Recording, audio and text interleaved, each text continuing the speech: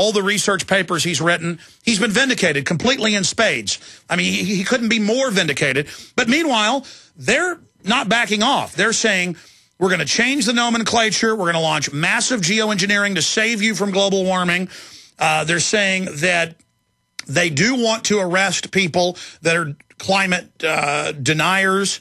They are running TV ads with children saying, I'm putting you on notice. You're my parents. You know, we're taking the gloves off. Al Gore's giving more speeches to children saying, tell your parents what to do. The public schools everywhere in this country, and I know in England, are still brainwashing the children saying we're all dead. It doesn't matter if islands all over the Pacific are actually getting bigger and many sea level readings are going down. They don't care.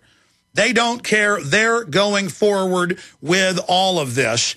And now I have the headline, Obama's science advisor says, don't call it global warming, call it our deteriorating climate, our deteriorating atmosphere. And we need to stabilize the climate, meaning if there's ever any type of cold temperatures, hot temperatures, that's abnormal. The Earth should be basically 76 degrees year-round. And they're also moving into saying that all the animals are becoming extinct. So that'll be their new way to steal people's property. So we've basically routed them intellectually, but they're dug in and they're not stopping. And I turn the radio on, all I hear is, buy our car, it's green. Buy this house, it's green. Germany's passing laws that by 2020, all single-dwelling homes will be illegal. You've got to live in dormitories with others. I mean, they're not stopping.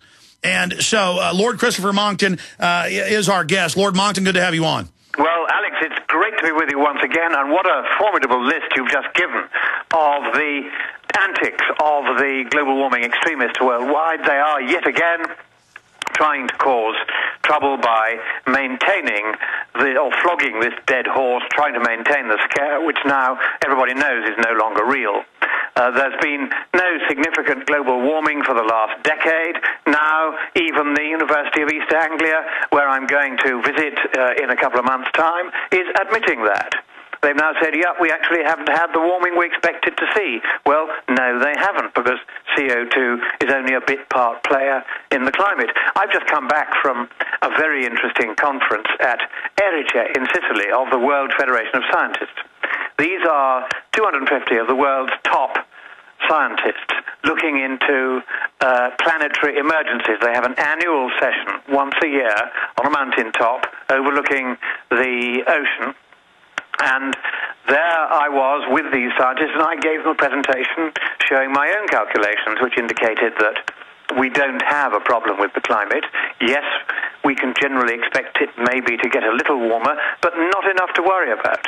And what was interesting was that 3 other scientists there gave similar presentations coming from completely different directions, and all concluding that if we double the CO2 in the atmosphere, maybe we'll see 1 Celsius degree or 2 Fahrenheit degrees of warming this century. That is all. Is that to worry about? No, of course it isn't. And you mentioned geoengineering. Well, what is the point of doing geoengineering unless you know which direction to geoengineer in? You have to get the science right before you start messing about with the planet in that way. And you may remember that 30 years ago, when everybody was talking about global cooling, and we were told by the usual suspects, the same usual suspects that are now telling us about global warming, that global cooling was the big problem. They were proposing to put carbon dust, soot, all over Siberia and all over the Arctic and Greenland so as to darken the ground and allow more sunlight to come in, melt a bit more ice, and keep us a bit warmer. And thank goodness they didn't do that, because now they're saying, well, what we need to do is the opposite. Geoengineering, we need to have great silver umbrellas up in space. We need to be seeding the atmosphere with particles that will reflect the light, such as sulfur dioxide, which until recently they've been taking out of the atmosphere. And so round and around it goes, with scientific institutions and universities and politicians getting enormous grants from taxpayers, whether the taxpayers like it or not, to fund ever more absurd projects, and all as the science behind the scare terminally collapses. Well, Lord Monckton, that was my next point, is Bill Gates has patented literally dozens of these. He's seeking funds for anti-hurricane machines, for global aluminum dioxide, barium spraying campaigns. They admit they've been testing this for decades, and one fellow back in the early 90s won a Nobel Prize for it.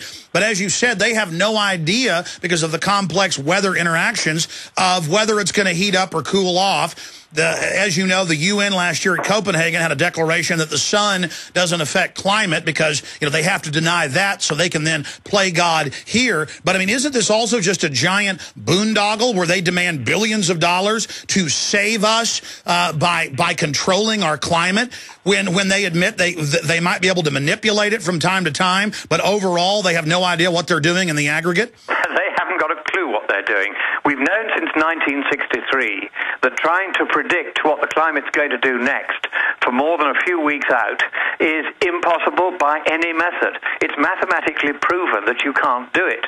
And yet here are these nincompoops trying to tell us that they can tell us exactly what's going to happen to the climate if we do what we're doing at the moment, which is getting on with our lives and burning fossil fuels and generating CO2. And then they say, but of course, if they do what they would like us to pay for, then it's all going to change and they can predict this. Well, no, they can't. It's been long established that they can't make that kind of prediction. But Lord Monckton, let's cut to the chase on that one issue of carbon dioxide. Yeah. I mean, they've done studies where they can tell crowds the scientific name of water, dihydrogen monoxide, and over 90% will sign a form, including educated people, saying ban water, it's a toxic waste. The same thing with the scientific name for table salt. Most people will sign a form saying ban it if they're given the scientific name. People confuse carbon dioxide with a dangerous gas, carbon monoxide, but from the basic confirmed research that I've seen from the mud flats and the ice caps and the studies, carbon dioxide has been as much as 14 times higher than it is now, and all of the controlled studies they've done show that plants grow better, live longer, higher crop yields, that then animals put off more carbon dioxide for the plants, they give us more oxygen, and that the Earth is really in this geological and climatic phase in an oxygen and carbon dioxide starved state, and that carbon dioxide is actually good for life. That is completely correct in all respects. In fact, if you go back to the Jurassic era, 175 million years ago, you're too young, Alex, but those of us who were around at the time remember it well. And at that time, there was, as you say, 14, 15, 16 times as much CO2 in the atmosphere as there is today, and yet here we all are. Go back a little further to the Cambrian era, 550 million years ago, and at that time, there was 20 times as much carbon dioxide as there is today. Go back another couple of 100 million years to the Neo-Proterozoic era in the early Precambrian. And at that time, get this, there was 773 times as much carbon dioxide in the atmosphere as there is today. About a third of the atmosphere at that time was carbon dioxide, and yet here we all are. The oceans did not acidify and melt all the creatures.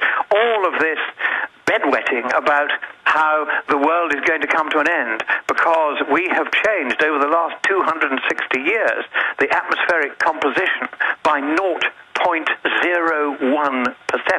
And that's the entire change that we've made by adding carbon dioxide to it.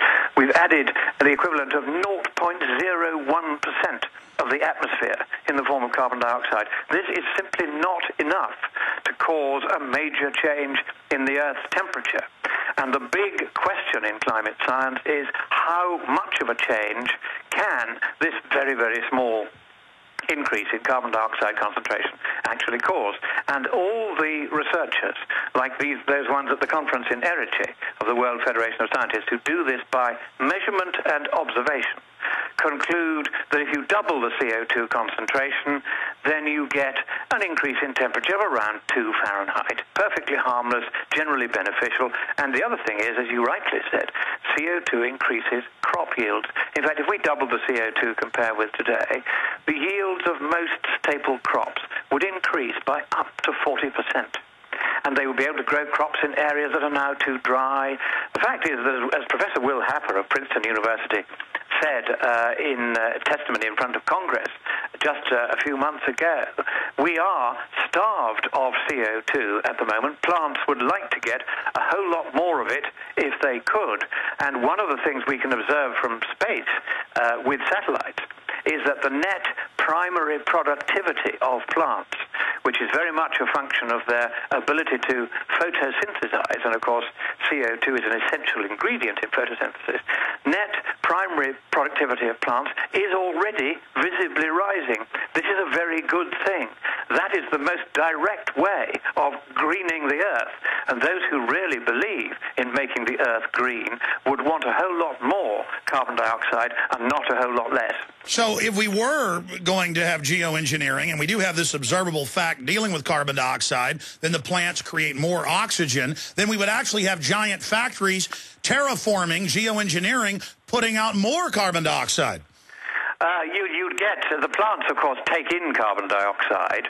Put out oxygen. If we put it out, they take it in. That makes the plants grow more. The more coal-fired power stations China opens up, and it's planning to open up 1 or 2 coal-fired power stations every week between now and the year 2030. And they know they've got to do this to get their people out of poverty and hence stabilize their population. That's what they're going to do. The Chinese ambassador to Italy and his scientific and technical counselor came from Rome to Sicily to attend our conference on planetary emergencies. The scientific counselor sat in on my presentation, and afterwards he said, look, I want full details of what you have just shown us, because you've shown that the IPCC, the official body looking at the UN at this science, has been bending the data and getting its sums wrong and fudging things and producing false graphs. And he said, your own calculations, which seem very straightforward, are clearly demonstrating that we don't have a problem. He said, this has a major implication for China. We really, really need to see this. And so I sent him the background materials for my talk, etc. And there's no doubt that China has got the point. In Copenhagen last year, I got in to the last day of the conference. I was one of the very few observers who were let in. 30,000 observers were registered to be let in. Only a dozen actually got in. I was one of them, and I watched Wen Jiabao, who is the Chinese president of the State Council of China, kind of Chinese prime minister, if you like, and he had spent 55 minutes with President Obama bullying him, trying to persuade him that what he should do is to shut China's economy down in the name of saving the planet. And Wen Jiabao came straight out onto the stage and he said, I'm not going to do it. I'm not going to put China's economic growth and lifting my people out of poverty in any way at risk. If you in the West want to put your economies at risk, send your business to us so that we do your manufactures. We'll happily take the business on. But don't tell us we can't do it, what you've already done. And he was very firm and very clear about it. However, watch this, Alex. You may have noticed that very quietly, but very definitely in the last 6 months, both in Britain and in the United States, official statements were made at the highest level. President Obama there, our foreign secretary here, for the first time explicitly recognizing China's occupation of Tibet. And what I think may be going on is that behind the scenes they may have persuaded China to keep her powder dry until Cancun and then to agree to go along with the so-called process by which we establish the world government of which you and I have often talked, the unelected UN. That was my government. next point, is that China had said no to the Copenhagen, and then suddenly they've been finding factories. They've been saying they may demolish factories.